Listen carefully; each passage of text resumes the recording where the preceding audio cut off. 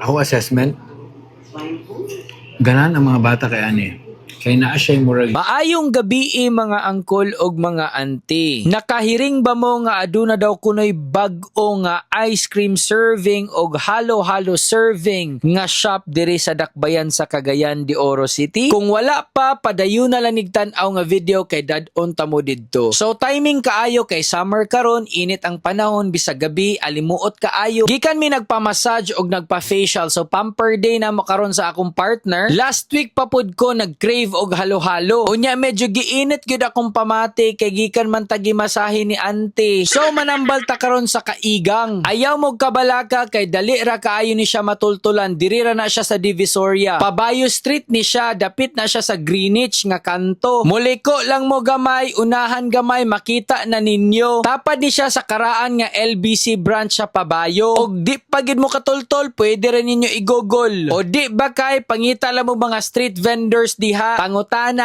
asa ang Mr. Scoop. O mo na yung pangalan, Mr. Scoop Ice Cream and Halo-Halo. Giunsa na ako pagkabalo nga nay bag-o nga halo-haloan dire. Kay katong kamulo kong gi-facial, nag-Facebook man ko nya nay gilabay nga video sa akong Facebook feed. So mao to anak ko sa akong kaugalingon nga before mi mo uli magkaon sa mig halo-halo. So mao na ang ilang menu niya. Pag abot na mo maora gid ning nabilin dire, wala na ko kabalo kung unsa ni kadaghan kaganiya basta kay maora gid ni upat ra ka ice cream ang na-display. Og sa di pa ko malimot ga-offer day ni sila og unlimited ice cream. Wala ko kabalo tagpila so kamo na lay pangutana. So na ang atong gi-order mga angkol ug auntie, so mga on sa ta paminawa lang ninyo ang akong honest review.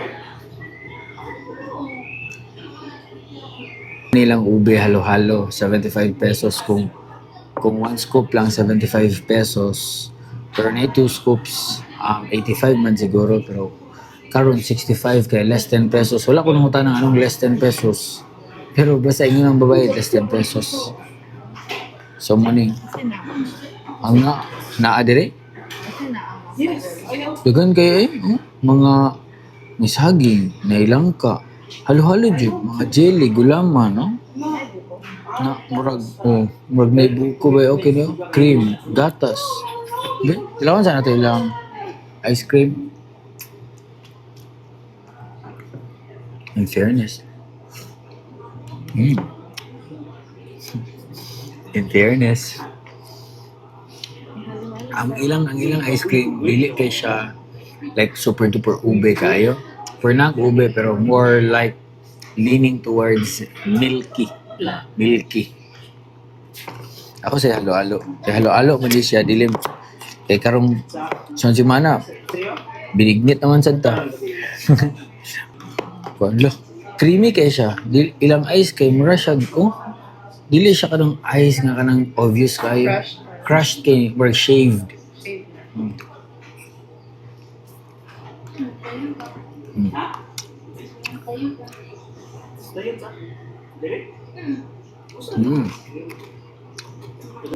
Ako assessment, ganan ang mga bata kay ani.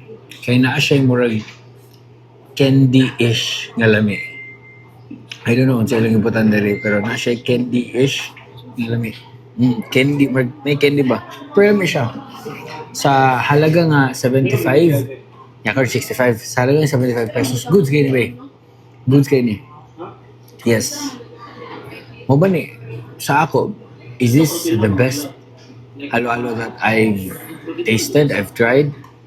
Maybe no, maybe not, but it's good.